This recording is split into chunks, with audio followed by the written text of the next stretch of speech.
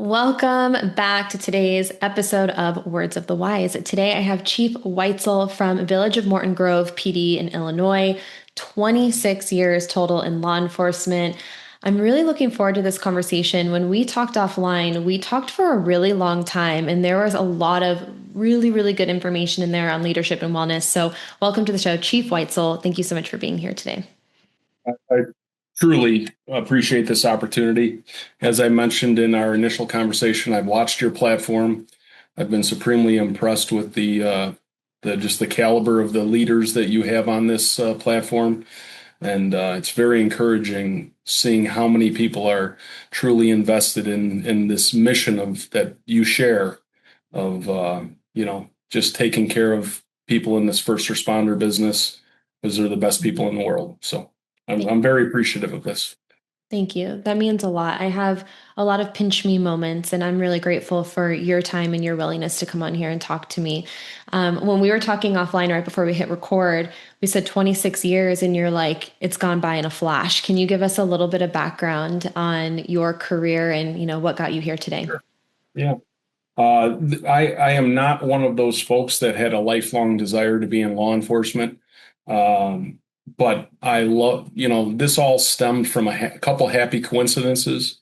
But I love this country more than anything on the planet. My dad was a World War II era Marine Corps veteran who ran away from home at 15 to join the Merchant Marine, sailed ships for 2 years as a teenager, and then joined the Marine Corps. My ma is an immigrant to this country from war-torn Eastern Europe, also World War II.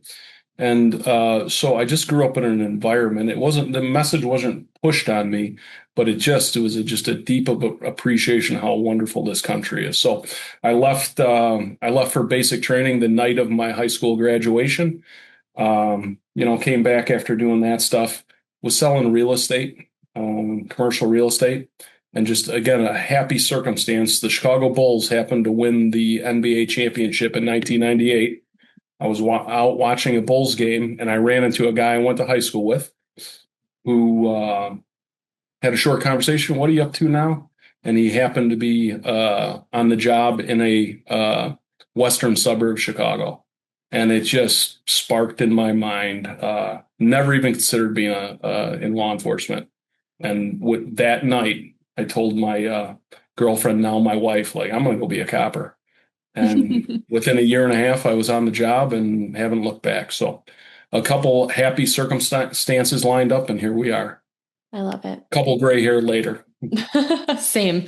There's a question that I ask a lot because for me, it's my way of finding the good and hearing about other people's lives and the things that they're grateful for. And it's really meaningful for me. And I asked you the question, what is the best thing that's happened to you today? And your response was that you got to wake up and work with your agency and your team of really good people. And I can feel that sense of gratitude that you have to still be able to do this job 26 years later. What is the secret to longevity and still loving what you do after 26 years? Yeah, I don't want to come across as just a blindless optimist or obnoxious in my love for what I still do, because I'm just extremely lucky to have this set of circumstances that I have here. I work in a suburb of Chicago, directly north of Chicago. We're in Cook County, Illinois. We're the second exit off of 94 north of Chicago, so we have plenty of major metropolitan crime issues. But we also work in a municipality where the populace of this municipality is extremely supportive of our coppers. The civilian leadership here is just absolutely supportive of the public safety mission. And then it's everybody I work with within this building. And there were good people here when I got here. There are going to be good people here far after I leave. But we really benefited from my predecessor. We had a chief of police here for 10 years who came to us from another agency. And he just showed everybody here how to do this thing. And everybody worked with him for a decade, worked directly with him for a decade. And so I have the easiest lift in the world Everybody here knows the right way to do things, top to bottom. Everybody who works in this building, we want every single person here. So a lot of the headaches that maybe some other folks have, I just don't have because I have the best coppers in the world. You should see our civilian personnel. Nobody has to ask them to do anything. They just help every day. So there's just this undercurrent of just be helpful to everybody in this agency, and they're just the best. They're the absolute best. So if I come across as, yay, I got to come to work today, I'm a lucky guy. I'm a really lucky guy. So, but it's not by accident. None of that's by accident. You can run an agency and do a good job and still be fraught with some of the perils endemic to this line of work, internal stress, conflict among personnel. The elimination of all that it has to be intentional. It has to be by empowering everybody in the agency. Everybody in the agency knows if there's something that needs to be fixed or improved, they go to me, they go to one of the deputy chiefs, commanders, sergeants, they talk to each other, and we just try to fix things. I am not casting aspersions at anybody who worked here ever in the past, full of good people. But there were periods of time when this place created internal stress. But it was good. I appreciate seeing that because now we can try to run a place without internal stress, right? There's enough outside the walls of every police department aimed at public safety. Having it come from within your agency, when you can eliminate it, it just hurts my soul. So we do everything in our power to make sure our folks can show up to work, deal with the external stresses without this place putting any stress on them. Because, if I have a bad day, that's great. It's a bad day. I just keep it in perspective. Some poor copper is going to get ordered back to work a double. And when he's on midnights tonight or she's on midnights tonight, she's going to do a lot more work than I did. So there's no such thing as a bad day, right? That's my perspective. I like that you said putting it in perspective, and it's actually mental training, right? We're training Mhm. ourselves every day to look for the good things, even though we know bad things exist, right? And so it's not Sure. saying that you never have a bad day or a hard day or things that are stressful. We all do, right? And there have been days where I've woken up myself and I'm like, man, like I have to do this. And I have to check myself. I'm like, no, I get to do this. And so we have to continuously reinforce this mental training that we are. I think about this sometimes that if I were to go back in time to my little self and I could see who I am today, would I just be so excited and so happy? The answer is yes, right? And like we are the versions that we always dreamed of. Like this is the job that you always wanted to do, right? Like this is like what you dreamed of, and how lucky are we to get to do those things. But I think that we have to also remind ourselves of the mission, and the why. And it's not always easy. There are always going to be peaks and valleys, but I think that the more we can reinforce that, the more we can have that mental training that look for positivity, we're going to see evidence of everything that we look for in the world. So if we are looking for negativity, we're going to find it. If we're looking for positivity, we're going to find it. And so how can we train ourselves to look for the positive, even though we know negativity and evil exists?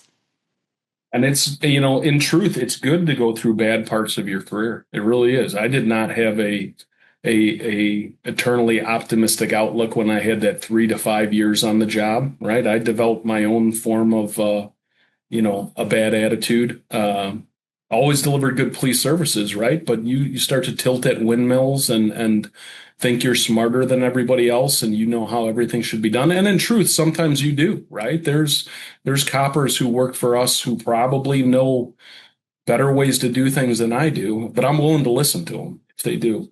And so, but in truth, I am happy I went through bad parts of my career where I was angry about things and mad about things because it did teach me um, very readily, don't get mad about the things you can't control. Don't get mad about, recognize them.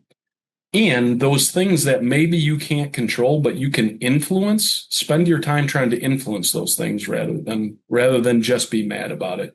Because then you're just creating your own internal stress, and nobody cares other than you, right? Like when you put yourself in those situations, you're only punishing yourself. So, I'll skip to a little bit of words to the wise right now, and we'll follow up at the end of this. But at the end of the day, if you see something wrong in your agency or a better way to do something, or even if you work for a bad boss, that's actually a good thing. Spend your time working on your ability to manage a bad boss. Mm. At some point in your career, you're going to work for, well, let's not even say bad, let's say a marginal boss who may not be as in it for the right reasons as you are.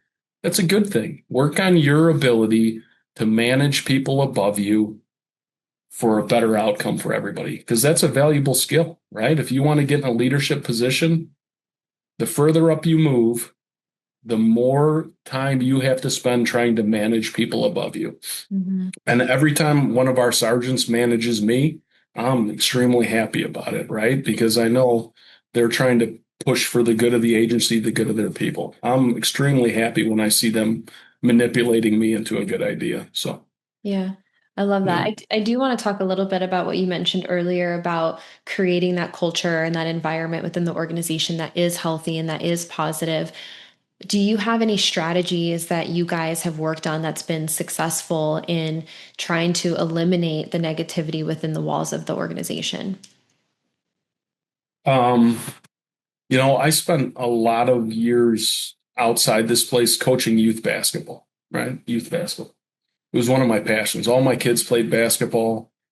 I, it was not necessarily my wife's passion. She would watch me coach 4 basketball teams a season and then coach other people's kids and spend a lot of time doing it. But, I think much like coaching youth sports, it's time and contact, right? You could be the best coach in the world, but if you don't spend time in contact with the individual athletes, they're not benefiting from it. So I think it's much the same and again, I'm speaking from my situation. I have 46 sworn coppers here, 65 total employees. So this is a manageable task for me. Mm. I maybe they like it, maybe they don't like it. I don't know. You'd have to ask them. But I try to spend as much time in contact with those folks as I can. And in proxy, the 2 deputy chiefs we have working here, who are 2 of the best guys on the planet, do the same thing. So, and then the commanders and the sergeants, if you work here today, you're going to see one of the 3 of us. We're going to be interacting with you, but I'm not putting it on the 3 of us because the caliber of our watch commanders and sergeants, they're just incredible people. And so there's not this disassociation between coppers out there on their own doing stuff and the folks who are at the end of the day, that just allows this kind of like permeation of let's all try to do the right thing. Let's all be good teammates. We try not to manage by buzzword or by slogan but sometimes you can distill things down to good words. Mm. And you had mentioned, I don't know if it was offline or in here, my 3 words are teamwork, communication, and thoroughness, right? Like I just try to push those 3 things. And obviously all of those deserve to be fleshed out a little bit more. And we have 100, policy manual, but at the end of the day, if you adhere to those kind of principles, you're going to get along with people. You're going to support people. Because this, in truth, uh, probably most of your audience knows this. You certainly know this. This is one of the most complex jobs in the world.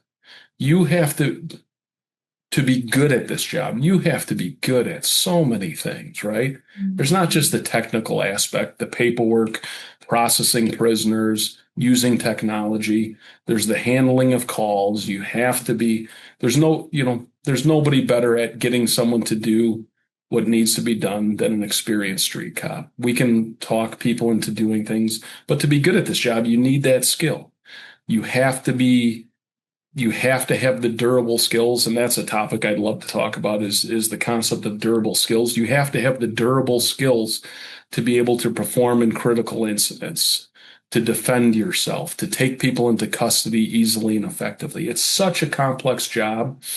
And if you try to do it by yourself, it's fraught with peril. So that's where we just try to drive this teamwork. We don't leave anybody alone on a call. You know, you always benefit from more cops, right? It's just easier to get things done. So I try to drive those three basic principles. I think they're just good principles. I probably lost your question and have gone off on a tangent, but No, you uh, didn't. uh, I think we started with how do you build this culture, right? It's and you have to show them that you mean what you say. One of our deputy chiefs, we're trying to rip off the Marine Corps a little bit. The Marine Corps with that base slogan, they not slogan, mantra they have of every Marine's a rifleman, right? I mean, that just draws a distinction about everyone is there. And I wasn't a Marine, but I'll give them credit. Mhm. Um, it's just such a great underpinning philosophy. And so now we're trying to drive like at MGPD, everybody's a patrol cop, right? It doesn't matter who you are, what your job is. You might have to do other stuff, but when everybody needs help, everybody goes and helps. So Yeah. I love it. So I want to dive into a few things because you said time and contact, and you have your three guiding principles: teamwork, communication, and what was the third one? thoroughness, Thoroughness. thoroughness, yeah. Teamwork, communication, thoroughness, time and Mhm. contact. I love that you said multiple times team mentality, making sure that everyone knows that they're an essential part of the team. And um, those things that you just said, teamwork, communication, thoroughness, time, contact, that takes effort. It doesn't take money, True. It's 100% true. I I've had many conversations about this concept of, you know, culture first, programming second. You can't toss things on top of a broken foundation if you and like expect it to hold up long term. But when we talk about wellness, and I want to kind of talk about this idea of a buzzword, checking the box. You mentioned this a little bit earlier of, a lot of talk, maybe not a lot of follow through with things, and action, but wellness is not just physical, it's not just mental, it's not just financial. Wellness can be the wellness of the organization, the culture of the organization, right? And everything that you just said to me is wellness, right? It's leadership, but it's also wellness because now people know that they're valued, they're happier to come to work, they feel like they have a mission with the team, and they're going to stay longer and be happier longer with a healthy culture. And so when we look at pillars, I think that culture could be one of those wellness pillars that is almost like step one. How do we get there? And a lot of agencies talk about budget and, well, we can't do this because of this and that, but you can do what you just said. You can put time and effort and energy into the culture of your organization as a step one, and then you can build from there. And so I do want you to follow up with the durable skills and what those are. But I also want you to maybe just give us your philosophy on wellness and leadership, and what do you think makes a really good leader and a really good, wellness foundation? That's that's a big question. There I'll were take a a shot at few, it. so if you Yeah, forget, right. let me know. Yeah, I'll let me start on I mean wellness, right? And I am certainly, this might I might I'm probably belying the title of your platform, Words of the Wise. I am by no means wise, but I think I'm retreating back to this elimination of stress, right? Everybody in this place is going to have bad days due to the calls they handle, right? Or the interactions they have with people who are just right, just some of the folks we have to interact with who are a physical threat, just abusive in their conduct. It's going to happen.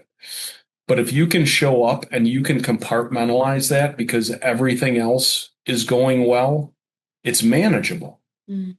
in most cases, right? And again, from agency to agency, we're lucky that We have plenty of serious calls here, but it's not generally the pace of leave one, go to the next while the third one's still hanging, if that makes sense. So we do have time to decompress after calls.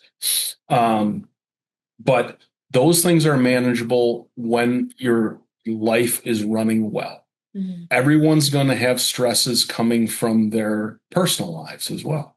We all have families. We have romantic relationships. We have financial obligations. If you can spend time squaring those things away in your life as best you can, right? Life throws us all curveballs. Uh, because we've all shown up to work on those days when something's wrong with one of our kids, or there's a bill that came due that you're having angst about. And yeah, it takes your mind away from the job and that weight's on your shoulders. So we are trying very hard. And we can only do what we can do.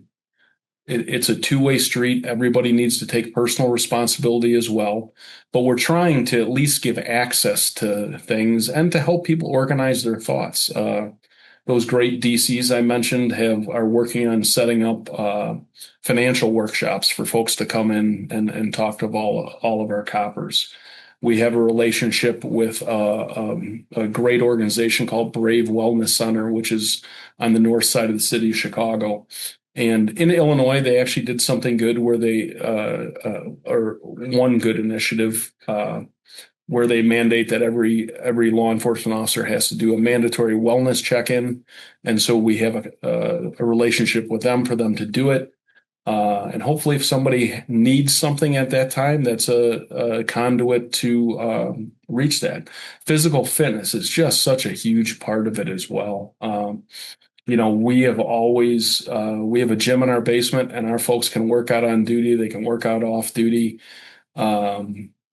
Because I'm a firm believer that if that physical wellness and mental wellness are very intertwined, and we have an extremely physically fit police department here.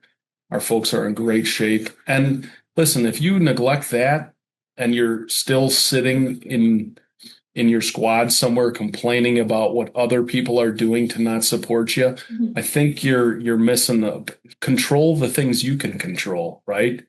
Get in shape, try to work on your finances, get your finances squared away. I'm not saying that the things you're complaining about are wrong, but start by focusing on the things you can control. So we're trying to put together a comprehensive wellness program here.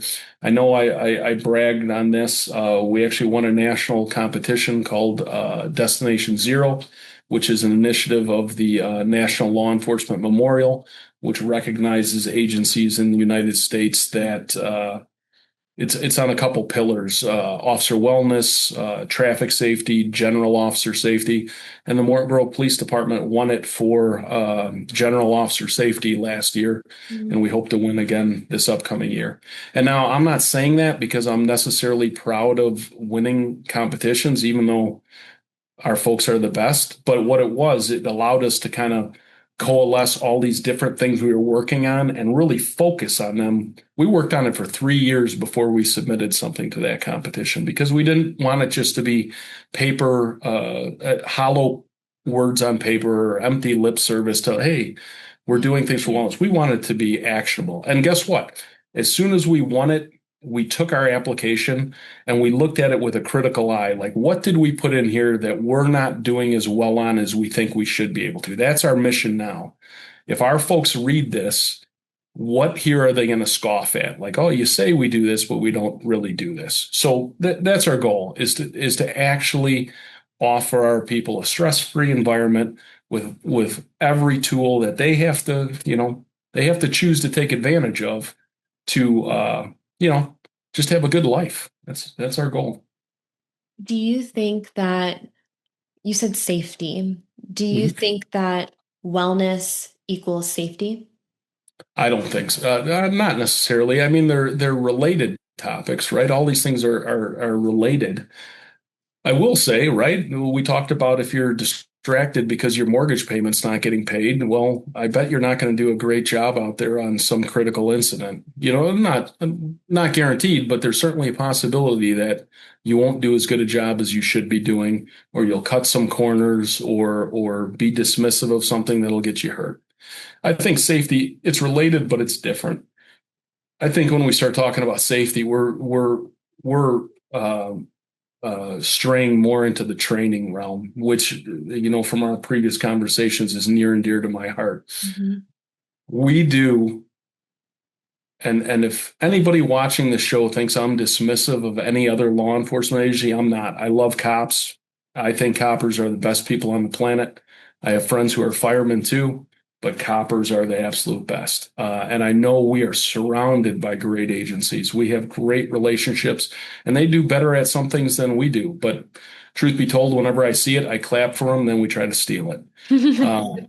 But training wise, I think we do as well, if not better than anybody that I've ever heard of. As I mentioned, we let our people work out every day when they're here. And you know what? We have great support. And I know this is a hard issue for some people because you have insurance companies involved, potentials for injuries, civilian leaderships of municipalities might not always understand. We have done a great job communicating with various civilian leaderships over the years, and they are so supportive because they understand. Yeah, there's a potential for training injuries, but generally training injuries are nowhere near as catastrophic as injuries that you will incur sans training, if that makes any sense, right? Like, yeah, I can pull my hamstring downstairs, but if I'm not physically fit and I have a heart attack on the street, or if I allow someone to overpower me and a tragic results, let's weigh those two. And obviously the one is much worse. So we have done a great job, and our insurance companies are on board. They understand our methodology and our training, and we've got it there. So physical fitness is a big part of it. That I am a big proponent of Brazilian Jiu-Jitsu for police officers. We offer Brazilian Jiu-Jitsu here 2 to 3 times a week, where we bring in an outside contractor.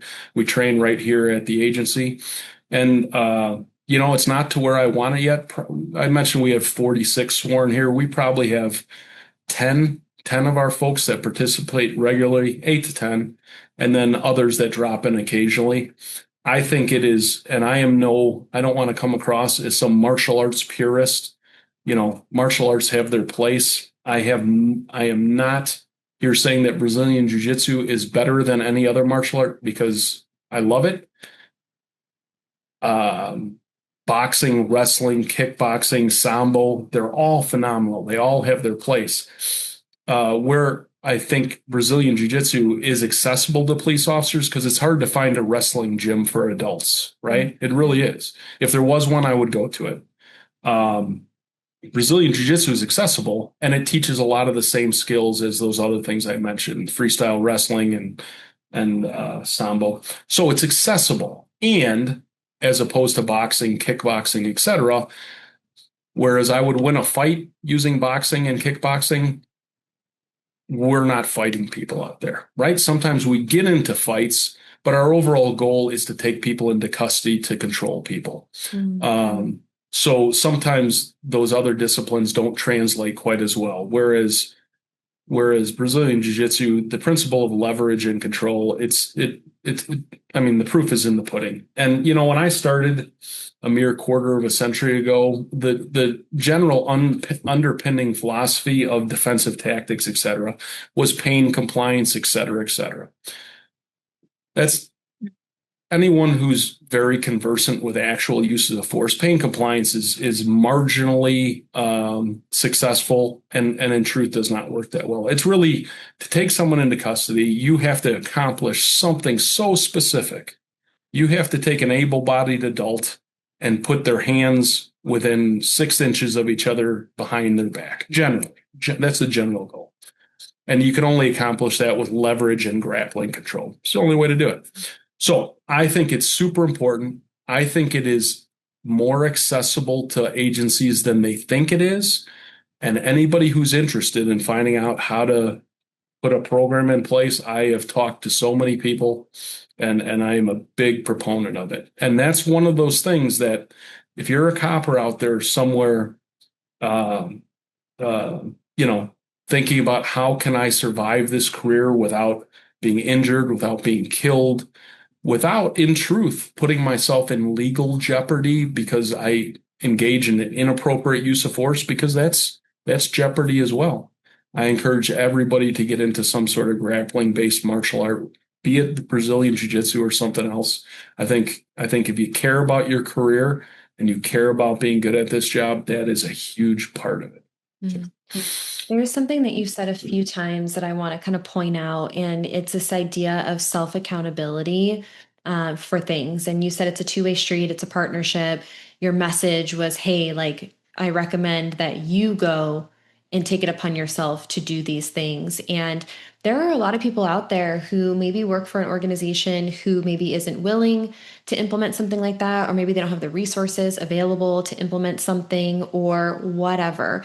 And I think it's a really important message that, yes, of course, best case scenario is that it is a partnership and the agency is willing to provide the tools and resources for you to be successful. But if there's something else that you need or you're looking for, you have to take it upon yourself to do those things. If someone isn't going to provide it for you, you have to provide it for yourself. And I spent a lot of time, I think everything that we talk about as far as like failures and opportunities for growth and learning, I've done it all. I'm like the poster child of all the wrong things to do for everything. And I spent a lot of my time blaming others for everything, and pointing my finger externally and not taking it upon myself to change the environment of the situation, because I was so busy blaming everybody else around me. And so I really appreciate you, consistently throughout the conversation, reminding everyone that, yes, it is a partnership. Yes, best case scenario, the agency has got you in some of these things, but if not,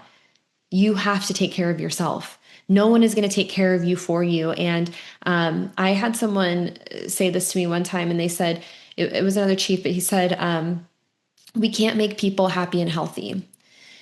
We can give them the resources available. We can do everything that we can, but ultimately at the end of the day, everyone has to take it upon themselves to make themselves happier and healthier. And I thought that that was really powerful because, yeah, like, we can't rely on other people to do these things for us. We have to take accountability and responsibility when it comes to our own training, our own wellness, and our future.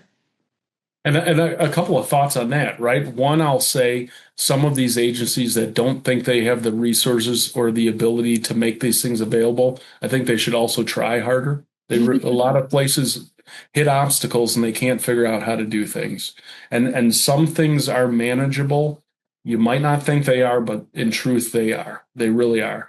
In terms of things like physical fitness, gosh, that's accessible to everybody. When I was a patrol officer, I used to pull in behind our public works, and I had a jump rope in the back of my squad car, and I'd jump rope behind the public works building for 10, 15 minutes. Or I once did, I'm not even going to say the number because people think I'm bragging. I used to do push-ups on in the back of a parking lot. So physical fitness is accessible to everybody, but agencies can do things like work to find out a way to let your people work out on duty, right? Because a lot of our coppers have young families, and I'm not making excuses for them, right?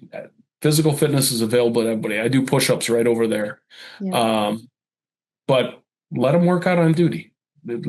Find a way for them to work out on duty. It's not right for everybody, but I think it's right for more people than currently think it's right. But gosh, there was one other thought you had there. Yeah, but it is a two-way street, right? There's a social compact here. I mentioned that I want every copper who works here here. And that's because, listen, everybody makes mistakes. I make mistakes, they make mistakes, but I truly believe in my heart of hearts, everybody here is buying into that social contract of this is what we expect of you. Show up every day, be a good teammate, Get stuff done while you're here, try to improve yourself, and then go home and take care of your families. That's the baseline expectation because I want, we mentioned the perils of buzzwords, saying like we're a family, we're a big family. That's dismissive of me, of their actual families. Their families are their families. We're a bunch of like-minded individuals who are supposed to be pushing toward a common goal and supporting each other as we do it, Mhm. right? Um, so I think agencies sometimes need to try a little harder. Certainly, coppers need to take responsibility on themselves. But I will say, when we talk about physical fitness and stuff like that, when our coppers see our bosses downstairs working out, or our bosses on the range shooting, our bosses going to training with the troops. I mean, it's not all, it's setting an example sometimes, and not just the buzzword of live the example, of legitimately setting an example of this is how you live a little better. And our people have bought into it, and they're just the best, the absolute best. I think that you will put your attention where your priorities are. And you can either say that as an individual or as an organization, like what are the priorities? And if it means enough to you, you'll put the effort in for that to happen. So for you to say, hey, like I had a jump rope and I do push-ups because my physical fitness was a priority to me. And maybe at that time you didn't have workout on duty options, but you're like, I'm just gonna, before I walk in those doors, I'm gonna get in a quick one. And I think that we have to ask ourselves what our priorities are. What are the things that are important to us? And I ask people their why all the time when it comes to wellness, and you will not believe the answers I get. I think that they're hilarious and amazing, and they're also different. And there's one that stuck out to me, and it was just the best. This guy, he was a young officer. He was probably like later 20s, but he's like, I just want my wife to like be attracted to me.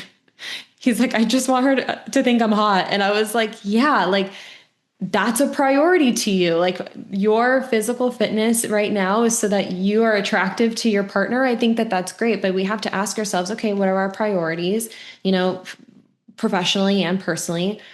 And then if the why is big enough, the what and the how become easier. I'm not saying that they're easy. You have to put in effort and work for all these things, but it becomes easier to do the thing when the why is strong enough and the priority is there. Yeah, that's great. And for that young copper, external validation is an important thing, right? And Yeah. internal and external validations. Yeah, I just thought it was funny. We're in a briefing room and Yeah, everyone, right. laughing. And he's like, "Is that a bad answer?" And I was like, "No, that is the perfect answer. Thank you." We can all have different things that motivate us. Whatever gets you to do the thing, like I'm on board, whatever. I do want to talk a little bit about leadership and professional development. I know this is something that you guys focus on. And so, how do you feel like leadership development improves culture and wellness? Yeah. So nothing happens by accident. You don't develop proficiency in whatever your duty firearm is or your patrol rifles by accident, right? It doesn't just accidentally happen. You don't get fit accidentally. You don't get good at handling calls accidentally. And leadership is no different. Um, I think leadership, who am I to opine? But leadership development, I think, is a little bit wrong in this industry. I really do. Well, I won't even necessarily say wrong. Let me talk about training first, and then relate it. Right. So when we talk about training, there's different kinds of training. There's training for certifications, and I won't refer to checkbox training because certifications are important. There's seminars and whatnot we sit through and to build a training record and to pull some nuggets from. But then there's what I talked about, durable skills, right? Like we train TACMED every month, we shoot every month, we do DT every month, we do evidence training every month to build durable skills so that you can perform upon demand, right? Check certification training does not give you any ability to perform upon command. Repetitive building upon blocks creates durable skills that allow you to be a good police officer. Leadership is exactly the same. You know, We have a short FT sort of sergeant training process when our guys and gals first get promoted to boss, and that's great. And then we send everybody to formalized first line supervisor training, and that's great. And then we continue their professional development with, FBI LEDA training and Northwestern Staff and Command, and that's all great. But if you want to be good at leadership, I think I'm okay at it. I mean, people have been studying this for time immemorial, right? On my desk right over here, and I don't have it produced here just for this interview. There's small basic principles in small unit leadership published in 1966 by the United States Army.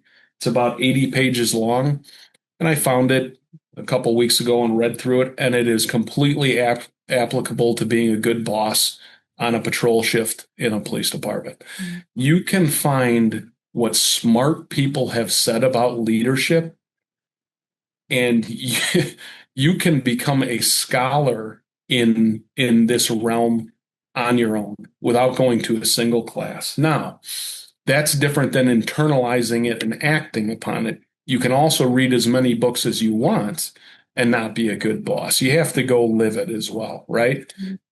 So I have a pretty good bookshelf over there. I read not voraciously like I used to, but I try to find something new. Because if you ask me what are my leadership principles, well, guess what? It kind of changes because I try to read Rich Divini's The Attributes, which I really like, which I put on our sergeant's test that's coming up. And guess what? In 6 months, I'll read something different, and that'll be what I'm thinking of with leadership. But I'm internalizing a little bit from this, from everything I try to absorb. But then you have to go out and do it in practice. These two deputy chiefs that are down the hall from me, if we want to send one of our guys to training for something we think is important and it's going to cause a shortage, they'll go work a patrol shift. Mm-hmm. It's little things like that. It's things like our bosses handling calls so our people can go down and work out. It's all these little actions that, I don't know how many of them, I try to throw books downstairs saying like, hey, you guys should check this out. Probably not too many people take me up on it, but I think they're still learning from just how we all do stuff around here. And that's the real leadership development. And in truth, I early on in this conversation, we talked about, listen, if you work for a bad boss, that might not be a bad thing. You get to learn how to manage them. Mm-hmm. And guess what else it lets you do? It lets you start internalizing what a bad boss does, which is sometimes as good a lesson as what a good boss does, to view it and live through it. Because if you seek a leadership position, you should have those lessons of what bad bosses do, so you can avoid those behaviors, consciously avoid those behaviors, and try to emulate what you found that good bosses do. So that's, I think, in this business, that's where I think we're pretty successful at it.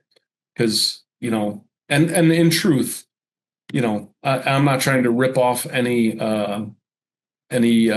folks out there in this leadership realm, but we do push the kind of the extreme ownership philosophy, where every single one of our people are empowered to try to change the place.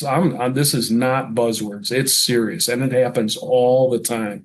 One of our guys was up here showing me a new holster. Like, hey, we should get this instead. And he showed it to me. He demonstrated it. And guess what? Our people want it and it's going to perform the function. So sure, let's go. Mm-hmm. And you know what else that does? That helps those folks who are in that traditional 5 to 7 year arc of who are starting to get frustrated because they don't think things change. In my mind, listening to people and letting even small influences happen, that helps those folks in those years, right? So they don't fall into those traps. So there you go. Was that an adequate answer on leadership? Definitely. Yeah. And What you kept saying throughout that I really appreciated was action. You have to take action, you have to implement these things. Theorizing or talking about these things, great, but at the end of the day, there has to be action behind it. And when you said about, lip service and showing people, if you're going to talk about people within the organization having value, then you have to prove that they have value. You have to allow them to take ownership over these things. And so I love that you said that you want people to come to you and try to improve the organization because it gives them ownership of what's going on. And it's showing that there's value and that you understand that other people have good ideas too. And people think differently, and we can all learn from each other no matter what your rank is or how long you've been in the profession. Everyone can learn from each other. And so I appreciated the emphasis on action and showing people that you care and the things that you say are actually true, and I think that a lot of people, to your point, we've all been there where we've worked for people who say a lot of things, but it's like cotton candy. It's like there's no substance behind it. It's not true. There's no follow through. And I agree with you. I think that you can learn from all of that and how to be better.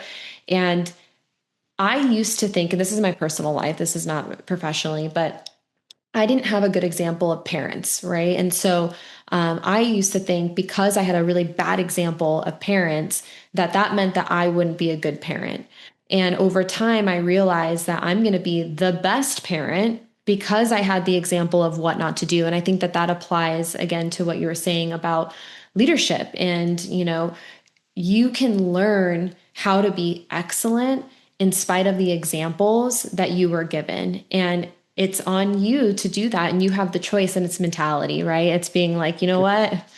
I'm going to be better, and I'm going to take everything that I learned here, and I'm not going to let that make me less than. I'm actually going to use that to make me the best.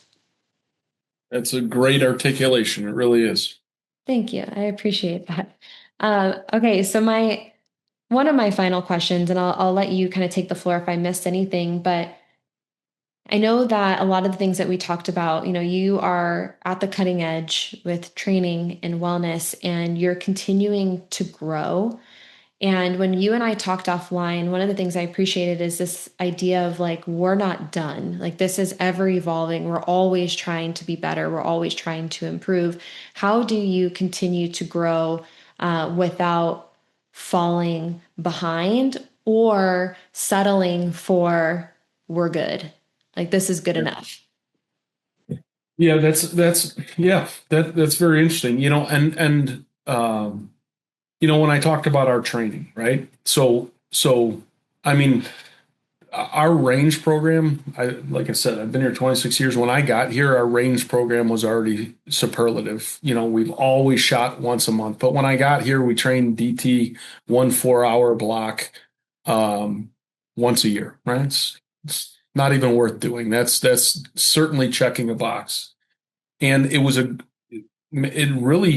really showed me that you can change things because I and two other patrol officers uh, literally created a DT program, couldn't get it floated department wide, but they said, yeah, whatever you guys want to do on midnights, go ahead. So we just started training people on midnights, and lo and behold, it transformed into what we do now, and we're still not good. We're still not good enough. We took all of my goal, and I'm stealing this again from other people, right? Is in theory, we should be up to 20% of your workday is spent training. That's a goal that, when I said a lot of things are attainable for a lot of agencies that they don't think are, that's a hard goal to attain, right? Everybody's got staffing issues. The primary responsibility is to handle calls, provide services, right? But I think it's more attainable that we're not to it yet, but I'm trying as hard as I can, right? To get up to that level. That's not really answering your question, but what we did is we took all of our training programs that we're very proud of, and we took a hard look at them last year. Are we really accomplishing what we're trying to accomplish, which is the durable skills, right? Like, not just like, okay, so you've done the same, you know, We have our DT tasks, we've built it into 12 lesson plans a year, but are people actually, are they just having to be taught every year, or are they actually able to pull this stuff off, right?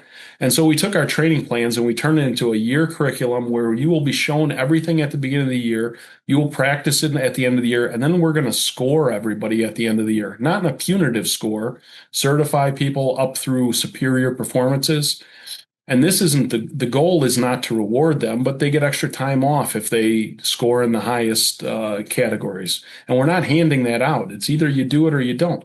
But the end goal is not to obtain a certification, it's to be able to perform the skill when you have to do it today in 20 minutes when you're on a call. Yeah. And so I'm just offering that up as an example of, man, I think we were good last year, but how can we make it better this year and really test that we're accomplishing what we want to accomplish? And the proof's in the pudding. I watch every use of force video that happens here, and our folks, their arrest and control, it's superlative. They don't get hurt. Subjects don't get hurt, and they may get hurt sometime, right? Mm. That's outside our control sometimes, but how they perform, it's incredible. It's absolutely incredible. And that's due to how our folks adhere to these training principles. But in terms of not settling, we watch what everybody around us does, and we have great partner agencies. And every time, and I'm so proud of them as well. And there's times where me and my sidekicks will be talking, and I'll be like, "Hey, how'd they do that already?" Right? And we're stealing it. So I want everyone to be successful, but of course, my primary concern is the coppers here in MG. But we just constantly keep looking externally if somebody's doing something better than us. But we're also an open book. I was at some meetings, was talking with some chiefs of police. They were interested in how we run our safety committees here. Uh, and so they literally just sent a couple of their bosses over to see how our bosses do stuff, because and I'm very proud of that chief of police who was willing to say, like, "Hey, you're doing something better than me. Let me send my people over to see what you're doing." What a true leader, right? Yeah. And so we're the same. Like we have great relationships with everyone around us and a lot of other partners. And the second we see somebody doing something good we think would benefit our people within our, we all have constraints. You mentioned budget a couple times, right? You can't spend all the money on everything, but we're not too proud to say, like, "Hey, they're better than we are at this. Let's try to catch up." So Well, and you're not competitive at all, right? right.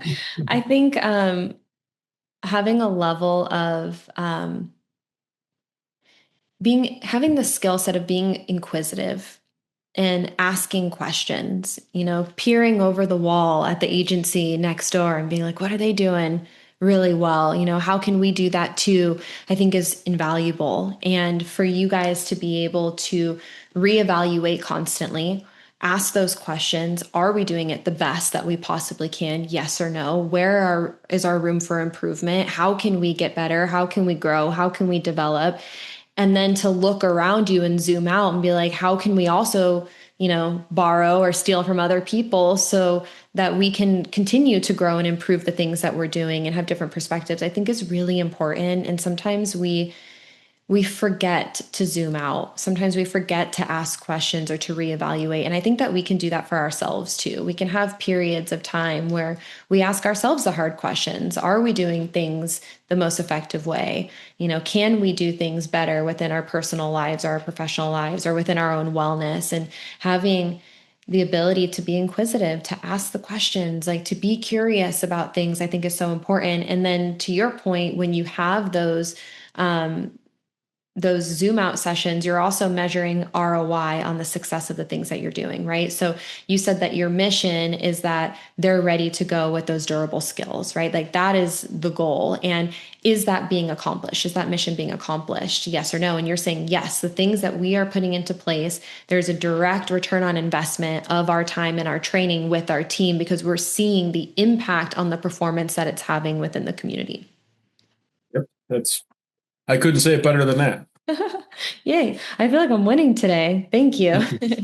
The one thing there's two things I want to say, and then I'll ask you my final question. But one thing I would encourage everyone to think about is ROI. Everyone thinks about money, but ROI can be time. What is the return on investment with your time, your attention, your focus, your energy? Let's think about those things sometimes. And it's not just, nickels and dimes here. I also wanted to throw out a book. I don't know if you've heard this before. I just started listening to it. It was recommended to me. It's a leadership book, but it's called The Twin Thieves. Have you heard of this? So Steve Jones, he was a football coach, I think. Another chief recommended this. Gives this to her entire agency now, and I just got it on Audible. It's 3.5 minutes, but I've heard of this guy before. He used to be, I think, a high school coach, and then he went and he worked with the Packers for a really long time, and he does trainings on leadership. And this book was recommended, so I wanted to throw that out there before the end of our call because I know that that's something that On my interests you. list. Cool. List. Well, I'll return with everyone should read Marcus Aurelius's Meditations, right? The wisdom of the ages. I mean, everything I think everything I read is a derivative of that. So if I could Check recommend it one out. thing, well, there you go. Also available on Audible or Audible, Spotify. You can find a version of it. That is so There, funny. I have it. Yeah, I love it. it's yeah, it's like I said, everything else I find, and there's so much other good stuff out there. But if you want to talk about someone who didn't have to live the way he did, right? Arguably the most powerful person in the world, still organizing his life so he could build or live the best possible life. That's pretty awe-inspiring. So, Yeah. Thank you. No, I appreciate that. And anyone who's listening, write that down. My last question for you is for the younger generation, and you've already given words of wisdom, but I have to ask the question so that you can expand or add anything you'd like to. But for the younger generation who are coming into this career today, what words of wisdom would you share with them? Maybe something that you wish you would have known earlier or something that's helped you along the way. sure. And again, it's hard to do this because there's so many different situations, right? There's different size agencies, there's rural agencies, there's state agencies, federal agencies. So it's hard to send one message out to people, but there are a couple of universal truths, right, that you could probably take anywhere and probably transcend um, law enforcement itself. But you know, right after we get done hiring new people, I sit at all the meetings when we hire people. I try to send them a little message, and they don't want to talk to me that day, right? They're just, but I try to get across to them, 5 years from now, remember how happy you were this day when somebody told you were going to be a copper, right? And that's hard to do. You have to organize your life and things have to be going the right way. And to your point, the mental conditioning, it's not something you can just tell yourself when you're having a bad day 5 years in, like, oh, yeah, 5 years ago I was happy. That's not what I mean. But listen, on top of that, just keep a good attitude. Like you can control yourself and everything else can kind of watershed around you if you can keep a good attitude. And I'm a hypocrite. There was points in my career where I did not have that. But if I can save somebody those couple of years of misery, I'd love to. Keep improving yourself. And sometimes your agency will offer you opportunities, and sometimes you just have to go seek opportunities on your own. Um, Try to be helpful to people. I mean, if you try to be helpful to people, you'll probably be successful no matter where you are. And I don't mean um, be helpful to people for your own benefit, right? Not try to snow people with fake helpfulness. Truly try to be helpful to people because generally people will recognize that and rewards will come if you're a good teammate. And then listen, you can never hurt yourself by being polite. Just try to be polite to everybody. You're polite to everybody. It helps you kind of regulate yourself if you have that structure of politeness and kindness. And trust me, I know sometimes it's hard to accomplish, but learn from good leaders, learn from bad leaders, and then figure out no matter what your path is in law enforcement, whether it's being a boss, whether it's being on a team, or whatever your path takes you, an SRO, wherever you want to go, just couple some sort of leadership to it, if that makes any sense, right? Like if you're a range instructor for your agency, be a leader as a range instructor, not just teaching a technical skill. And if you do those things, you'll probably be happy in this job, because at the end of the day, it's the best job in the world. Even though things have changed since I started, it's still the best job in the world. So there you go. That's all I got. Thank you. Thank you so much for your time today. I've been I looking forward appreciate to it. this conversation for a while, and I really appreciate you sharing the things that you're doing and being a resource for other people as well. So thank you. And truly, if anybody sees this and wants to know anything about what we do, we're an open book. Anybody can always get a hold of me, and I'll talk to anybody. So, Perfect. Thank you so much. all right. Thanks, Paige.